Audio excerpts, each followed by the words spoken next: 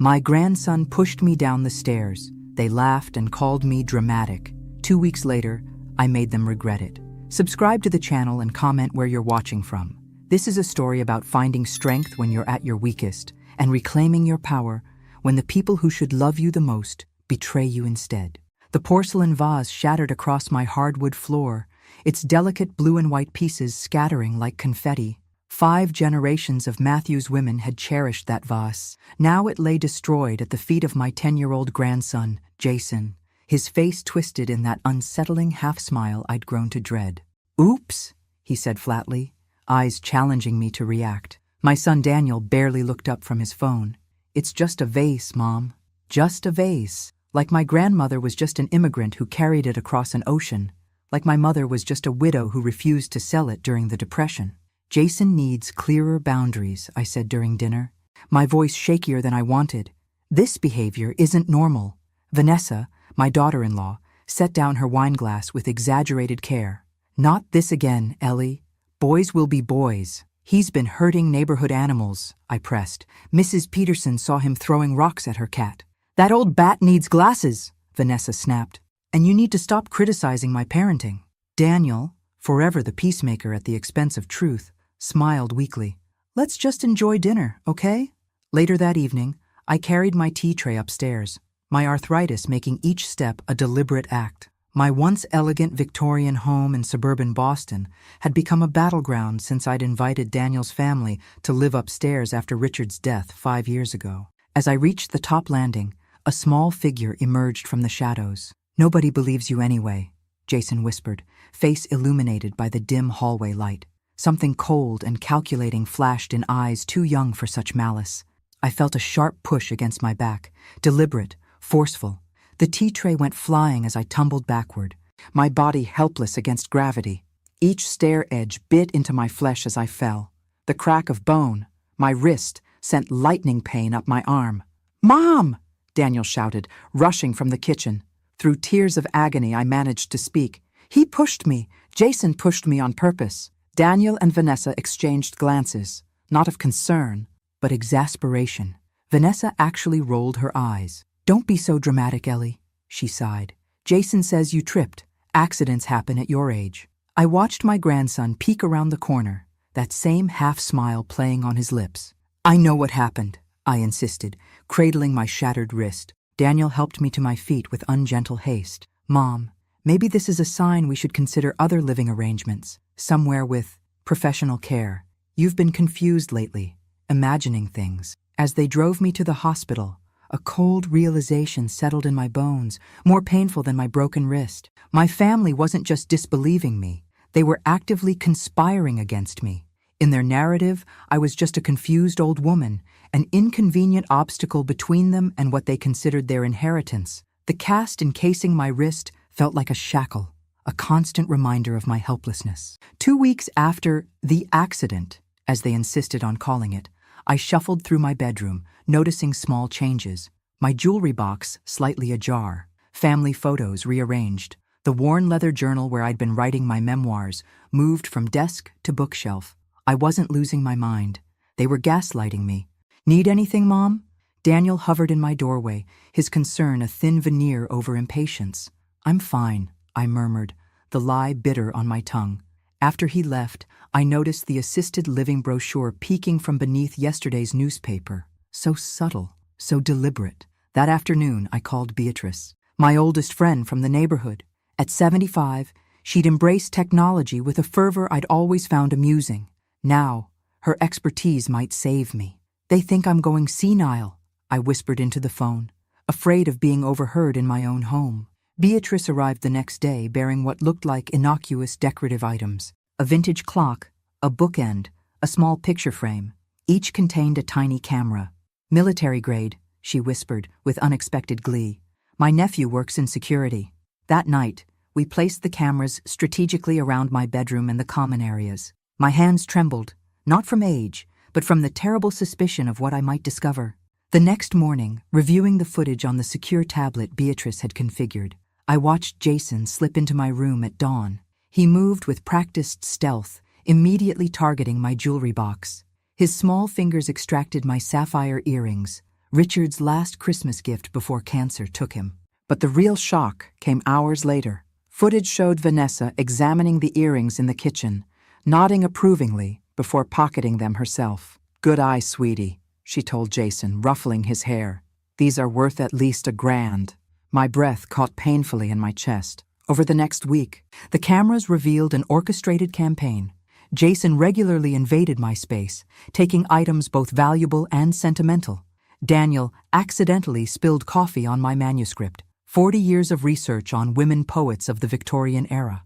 Vanessa moved my medications, claiming I'd misplaced them myself when I couldn't find them. The final straw came during Sunday brunch with their friends. Jason brought his classroom's pet hamster for the weekend.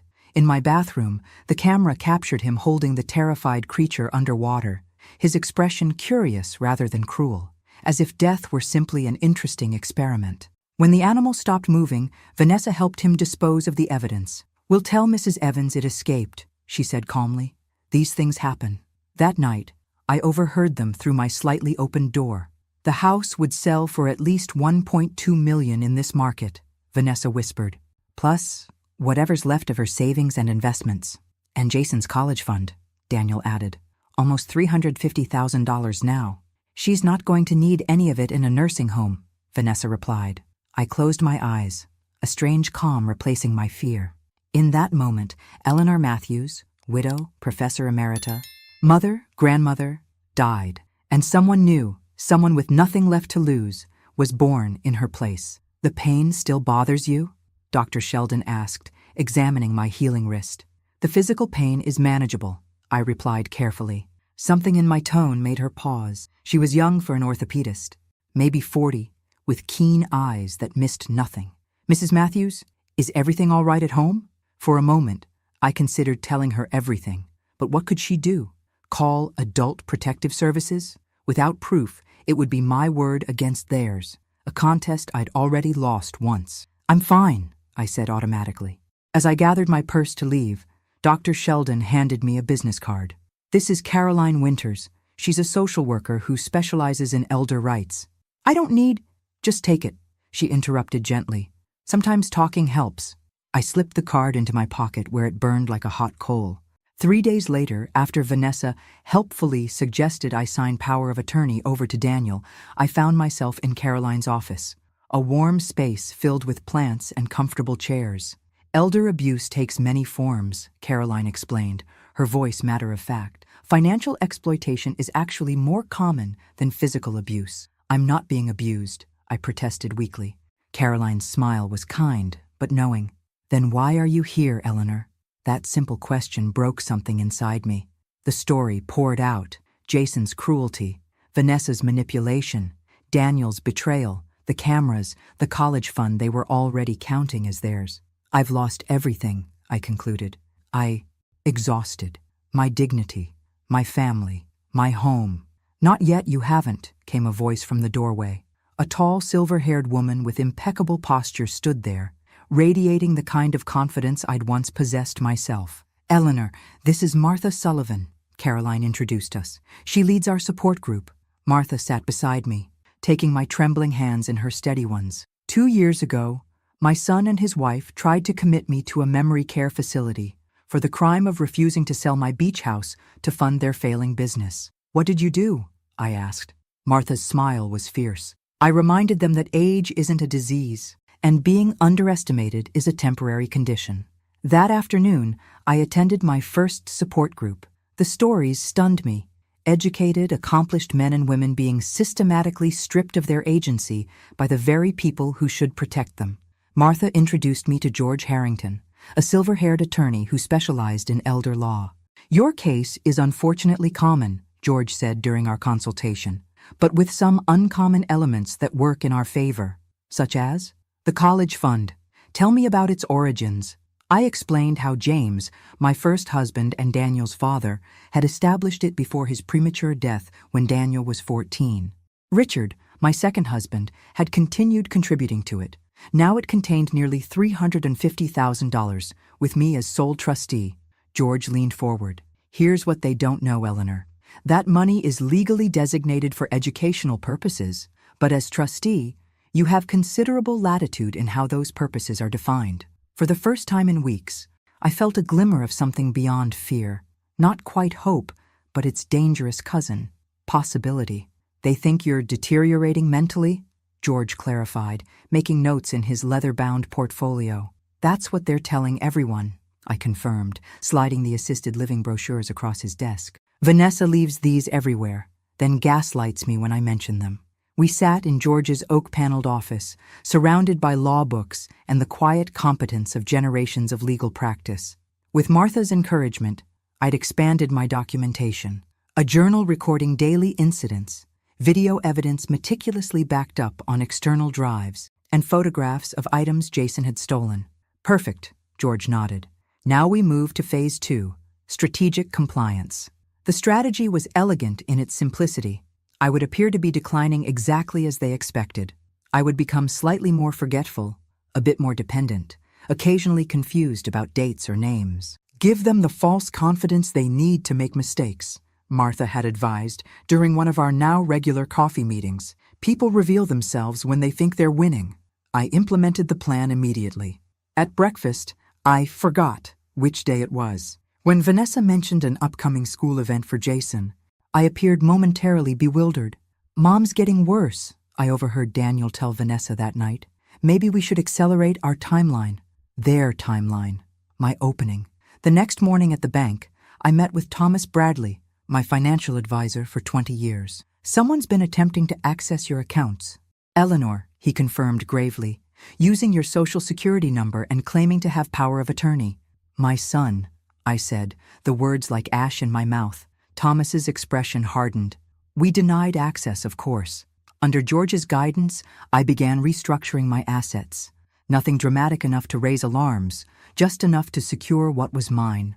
Meanwhile, at home, I leaned into my role. When Vanessa suggested I sign some routine paperwork, I smiled vaguely and promised to look at it later. When Daniel mentioned selling some of my antiques to simplify my life, I appeared to consider the idea.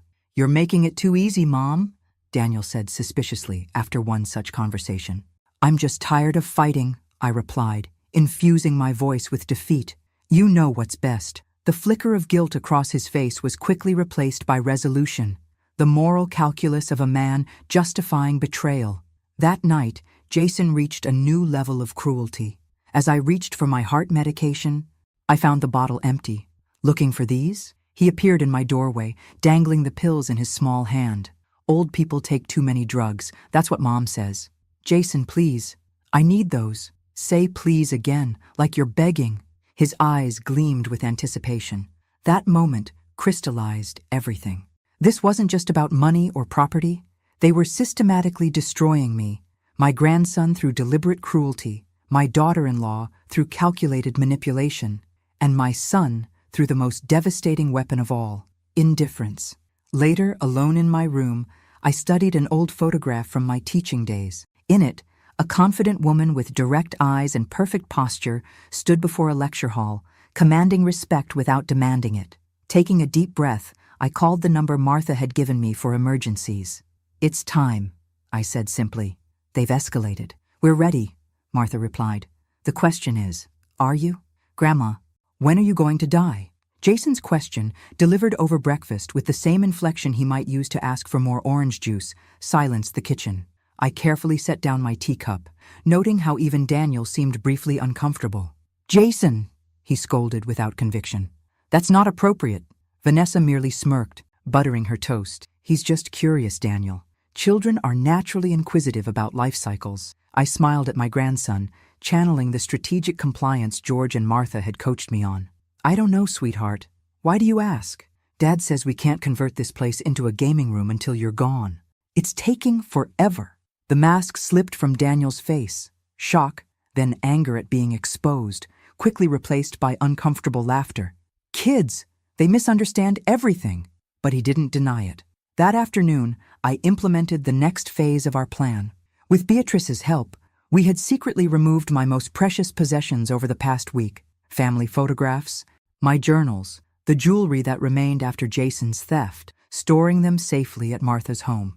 Now came the catalyst. While the family was out, I carefully planted a fabricated bank statement on my desk, showing a large withdrawal to an unnamed account. Then I left for my therapy appointment, which was actually a meeting with George and his financial team. "Everything's in place," George confirmed, sliding documents across his desk. "The Second Chances Foundation is officially established as a restricted educational fund. All we need is your signature." I stared at the papers that would irrevocably transfer Jason's entire college fund, $350,000, into a charitable foundation dedicated to supporting bullying victims and seniors pursuing continuing education. "This isn't legally reversible," I verified. "Completely irrevocable," George assured me. My hand trembled slightly as I signed, not from doubt, but from the weight of the moment. This wasn't just about money. It was my declaration of independence. When I returned home, the fabricated bank statement was gone from my desk, exactly as predicted. That night, I heard Vanessa and Daniel arguing in their bedroom. "How could she withdraw that much without us knowing?" Vanessa hissed. "I don't know. The bank won't tell me anything. They keep saying I don't have authorization." "You're her son. What about the dementia angle? Can't we use that?" "I tried. They want formal documentation, medical evaluations. Then get them. That money is for Jason's future, our future." I lay in bed, listening to them plot against me, and felt a strange calm descend. They had shown me exactly who they were. Now it was time to show them who I had become. The following morning at breakfast, Vanessa couldn't contain herself. "Ellie," she began with manufactured concern, "Daniel noticed some unusual activity in your accounts. Large withdrawals. We're worried someone might be taking advantage of you." I blinked, the picture of elderly confusion. "Withdrawals? I don't remember making any withdrawals." "Exactly our concern," Daniel jumped in, relief evident in his voice. "Maybe I should start handling your finances for safety." I frowned, as if struggling to understand. "But I did move some money recently, that education fund, for Jason's college." The temperature in the room plummeted. Vanessa set down her coffee cup with a sharp clink. "What about Jason's college fund?" Her voice had lost all pretense of concern. "I donated it," I said simply, "to a wonderful educational foundation. They help bullying victims and seniors continuing their education. Isn't that lovely?" With the fund irrevocably transferred to the Second Chances Foundation, I began implementing the next phase of my plan. I subtly began removing remaining personal items from the house, documents and mementos still untouched by Jason's theft, and stored them at Martha's. During this process, I discovered something disturbing in the porcelain. Letters Daniel had written to Richard years ago, complaining about how I was controlling and never supported him. A complete distortion of reality. I had sacrificed everything for him after his father died, working 2 jobs to put him through college. Even more disturbing were medical records showing Jason had been diagnosed with conduct disorder, a serious condition characterized by persistent antisocial behavior. The reports showed doctors had recommended intensive therapy, but Vanessa had refused treatment, considering it an unnecessary stigma. The surveillance footage continued capturing evidence of Jason's behavior, including an incident where he deliberately broke several family photographs, while Vanessa simply sighed and said, "Kids will be kids," before hiding the damage. I continued my performance of cognitive decline, forgetting names, and appearing confused about dates. The strategy worked perfectly. Daniel and Vanessa relaxed their vigilance, convinced I was no longer a threat to their plans. During this time, I met secretly with Caroline, who documented signs of neglect and emotional abuse. We compiled a detailed dossier of the treatment I was receiving. "What if I'm wrong?" I confessed to Caroline during one meeting. "What if they really care about me, in their way?" Caroline gently presented our evidence and replied, "Love is shown through actions, not empty words. You deserve dignity." Ellie. Strengthened by this support, I reconnected with former colleagues from my teaching days. Many expressed shock at my situation, having been told by Daniel that I'd become reclusive by choice. Professor Walter Collins, now directing a creative writing program, was particularly outraged and offered immediate assistance. As I developed plans with my growing support network, Vanessa began more aggressively pushing me to sign property transfer documents. When I asked to consult an attorney first, she exploded. "Why do you need to complicate things? Don't you trust your own son? After everything we've done for you." This outburst happened in Caroline's presence, whom Vanessa believed was just my elderly friend. With a witness present, I finally responded calmly, Trust is a two-way street, dear, and I believe that road has been closed for some time. The shocked look on Vanessa's face confirmed it was time to execute the final phase of my plan. 2 months after the stair incident, I deliberately left a modified bank statement on my desk, suggesting I'd transferred a substantial sum to a personal account. As expected, Vanessa found it while tidying my room. That night, I overheard Vanessa and Daniel arguing heatedly about the money. Vanessa insisted Daniel confront me immediately, while he worried about complicating their plans for my transfer to a nursing home. The next morning at breakfast, Daniel approached the subject casually. "Mom, I noticed you made some transactions recently. Sure you don't want me to help manage your finances?" I appeared confused. "What transactions? What? Dear, I don't remember making any." In the following days, I watched their growing agitation as they made frantic calls, clearly trying to trace the money. Their behavior confirmed exactly what I'd suspected. They had been monitoring my accounts without permission. Finally, during a tense dinner, Vanessa couldn't contain herself any longer.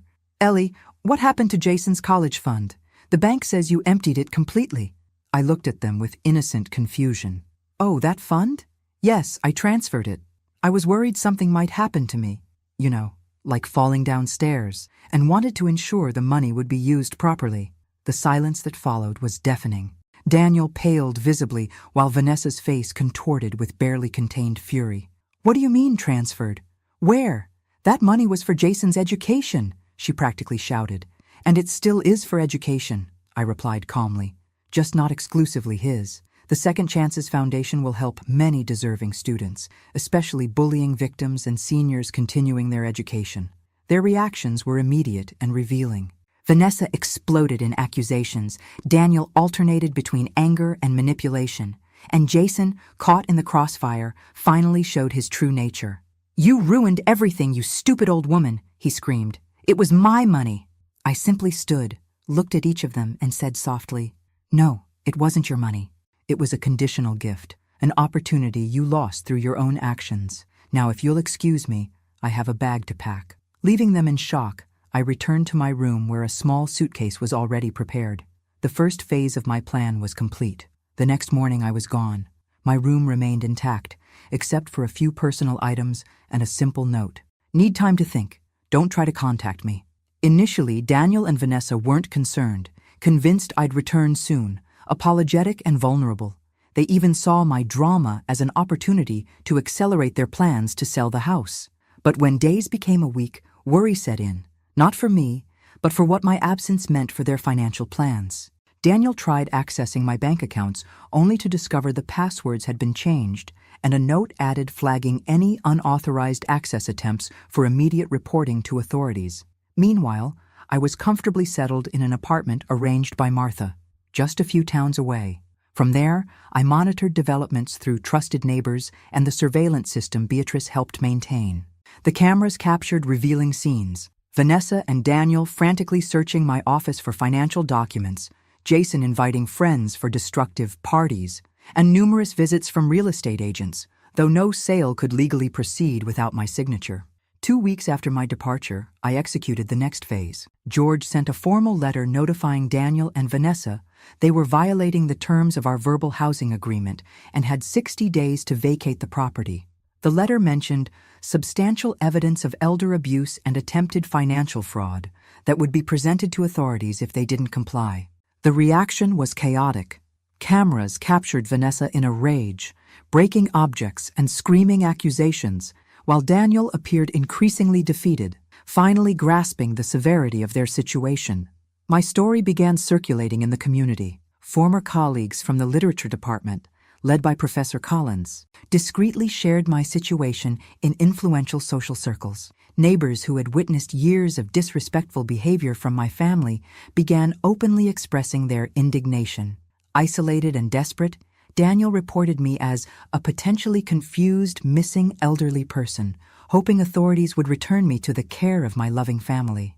This backfired when Detective Sarah Jenkins received an envelope personally delivered by George. The envelope contained surveillance footage showing the abuse I'd suffered, including the stair incident, alongside complete financial and medical documentation demonstrating my competence and their manipulation attempts. After thorough investigation, Detective Jenkins located me, not to force my return, but to confirm my well-being and offer additional assistance. 3 weeks after my disappearance, I sent 3 important letters simultaneously.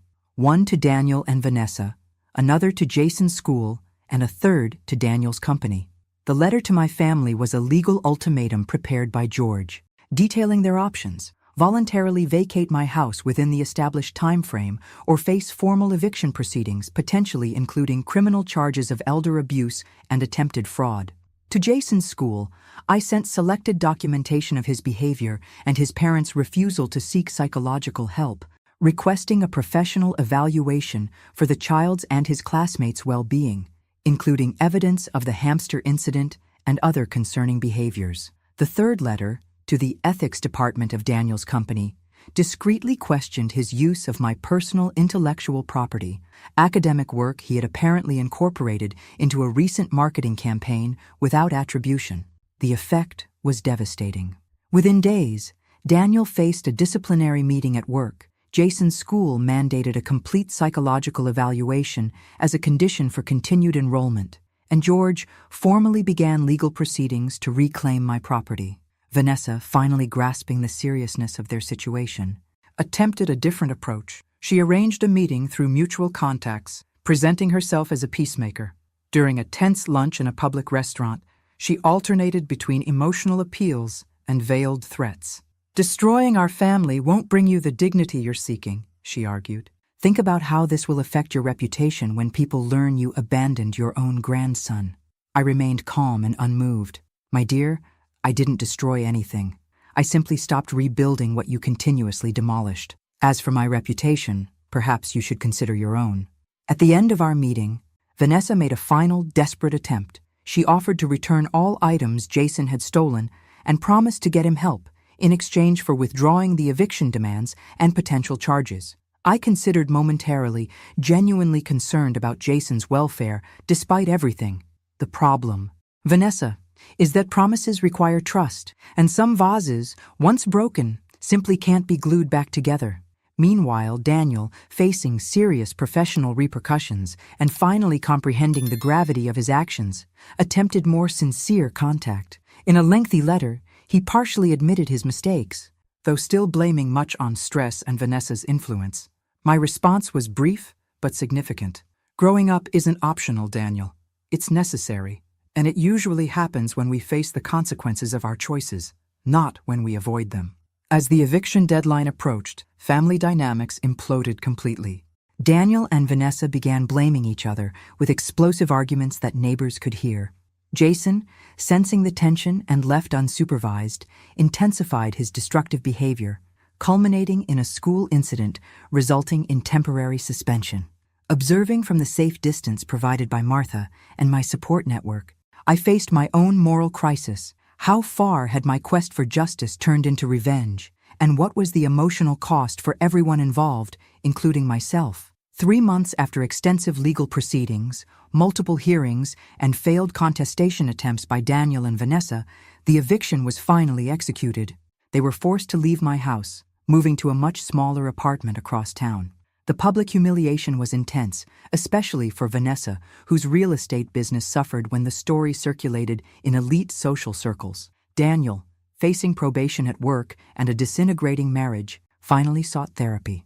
There he began confronting toxic patterns dating back to his childhood, not due to my failings as he'd long believed, but from his own inability to establish healthy boundaries and take responsibility. Jason's mandatory psychological evaluation revealed advanced conduct disorder requiring immediate intervention. Reluctantly, Vanessa agreed to intensive therapy for her son, though she continued publicly blaming me for the trauma I'd caused the family. Having reclaimed my house, I experienced conflicting emotions walking through the empty rooms. The victory felt strangely hollow.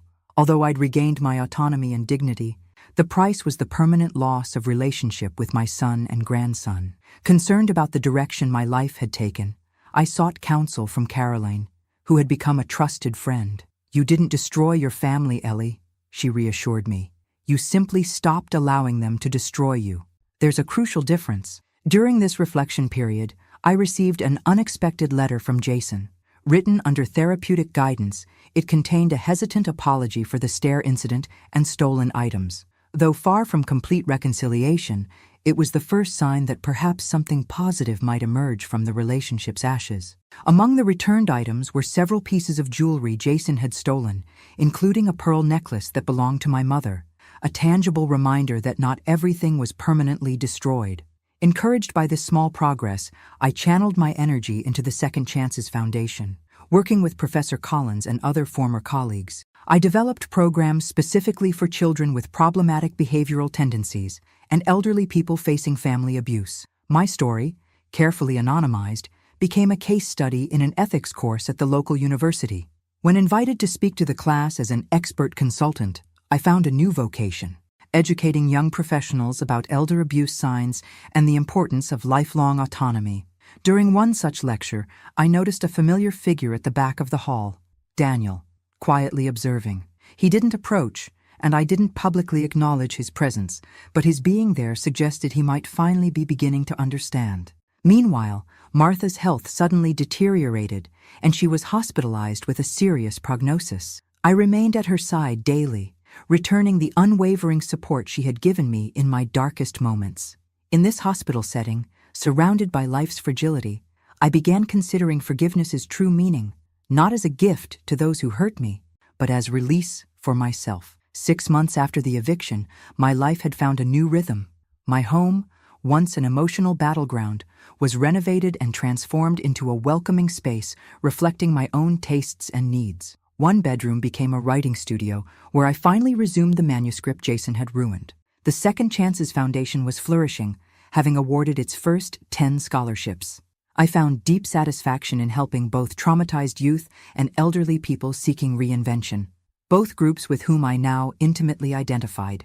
Distinguished Service to the Community, read the citation, as Mayor Thompson presented me with the Maxwell Foundation Community Leadership Award for creating educational opportunities for vulnerable populations through the Second Chances Foundation. Flashbulbs popped as I accepted the Crystal Trophy, my first public recognition since the foundation's establishment 9 months earlier.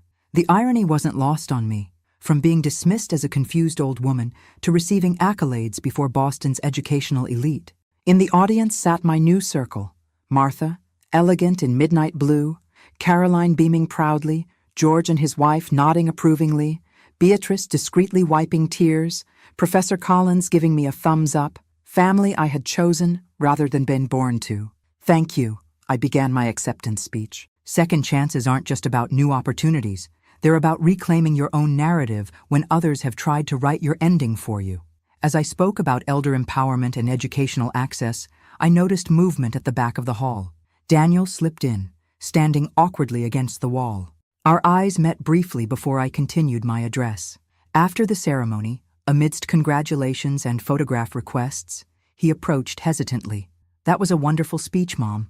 "Thank you for coming," I replied, surprised by his presence. "How's Jason?" Daniel's expression clouded. "Struggling. The intensive therapy program is helping, but the doctors say his condition is complicated. Years of enabling made everything worse." "How are you managing with work?" I asked, genuinely concerned despite everything. "Better.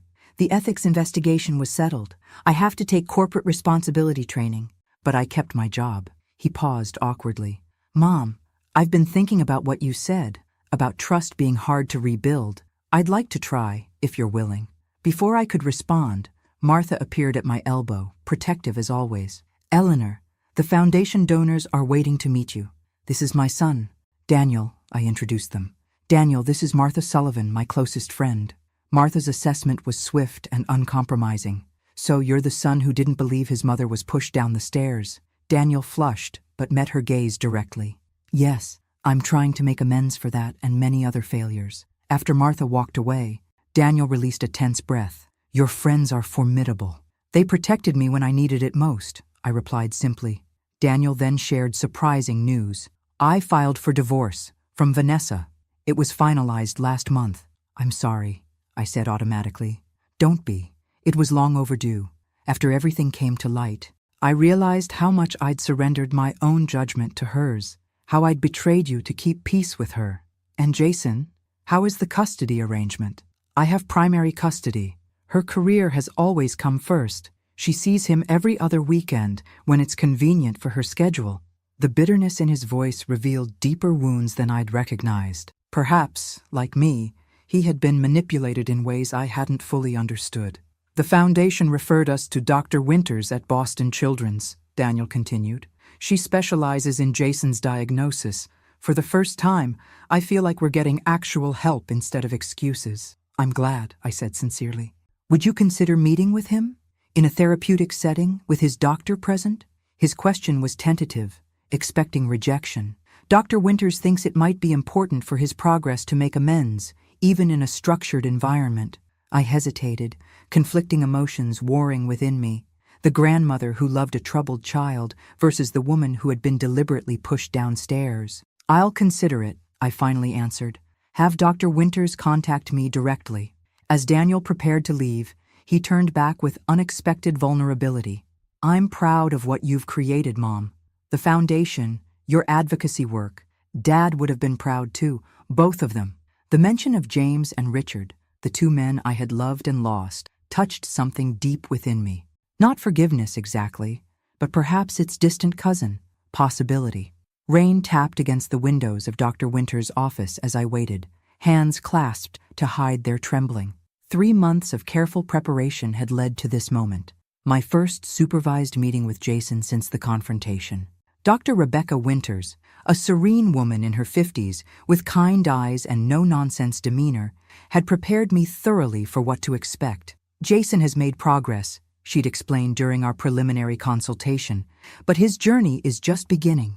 He started developing empathy, but it remains intellectual rather than intuitive for him. The door opened, and Daniel entered first, nodding encouragingly to someone behind him. Then Jason appeared, taller than I remembered, his face thinner, eyes wary.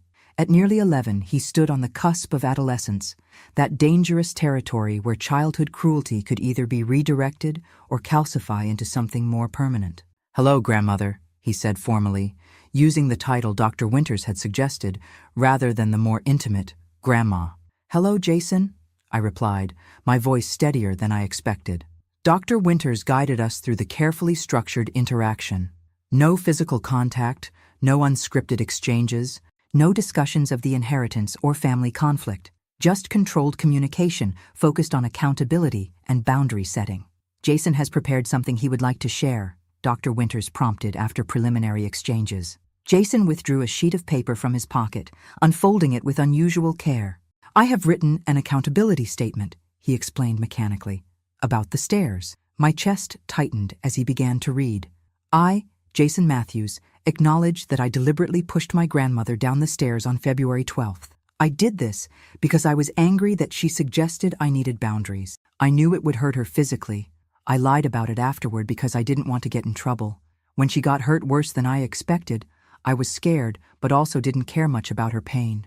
He continued reading, his voice flat but the content revealing. Acknowledgement of stealing my belongings, destroying my manuscript, tormenting animals, and taking pleasure in causing distress. The clinical precision of his admissions was somehow more chilling than any emotional outburst. "My actions show a pattern of harmful behavior," he concluded. "I am working with Dr. Winters to understand why I do these things and develop healthier responses." When he finished, he folded the paper carefully and placed it on the coffee table between us, then studied my reaction with analytical curiosity rather than remorse. "Thank you for your honesty, Jason," I said, following Dr. Winters' coaching.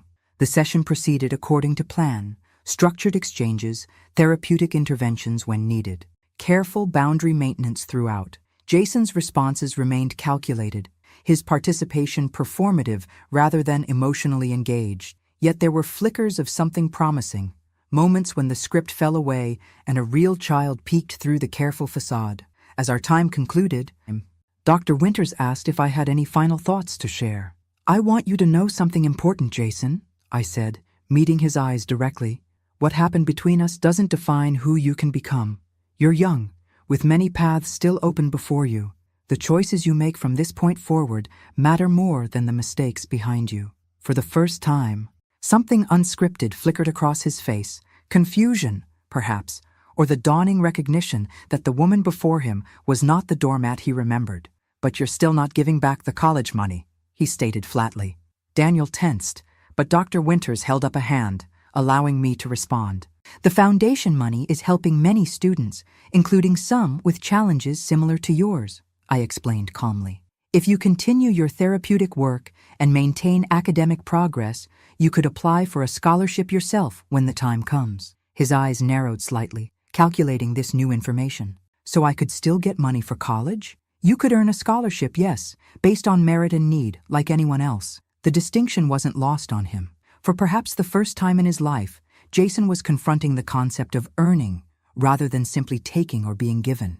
After the session, Dr. Winters offered her assessment. "This was productive," she noted. "Jason's conduct disorder presents significant challenges, but I'm seeing incremental progress. His accountability statement, while emotionally detached, represents cognitive advancement in understanding causality and responsibility." "Will he ever develop genuine empathy?" I asked, the question that had haunted me since discovering the extent of his cruelty. Dr. Winters chose her words carefully. "In severe cases like Jason's, emotional empathy often remains limited, but cognitive empathy, understanding others' perspectives intellectually, can be developed. With consistent therapy and appropriate boundaries, many patients learn to function ethically even without the emotional component most people take for granted." "Are you nervous?" Martha asked, adjusting the collar of my navy blue blazer as we stood in the university auditorium lobby. 18 months had passed since that fateful fall down the stairs. 18 months of rebuilding, reclaiming, and reinvention. "A little," I admitted. "It's been decades since I lectured. Today marked my return to academia, not as the timid adjunct I'd become after marrying Richard, but as a visiting professor teaching a seminar on elder advocacy and autonomy to graduate social work students. Caroline had arranged it, convinced my first-hand experience would provide valuable insights beyond textbook theories. "You'll be magnificent," Martha assured me, squeezing my hand before taking her seat in the audience. As I approached the podium, scanning the eager faces of 36 graduate students, I felt an unexpected calm settle over me. This wasn't the frightened woman who had once been pushed downstairs. This was Professor Eleanor Matthews, survivor and advocate. "Dignity isn't automatically diminished by age," I began, my voice strong and clear. "Yet our society often equates gray hair with declined competence, creating vulnerability that can be exploited, sometimes by the very people entrusted with our care." For the next hour, I shared both research and personal insights on recognizing signs of elder abuse, establishing healthy boundaries, and maintaining autonomy as we age. The students' engagement was palpable, their questions thoughtful and probing.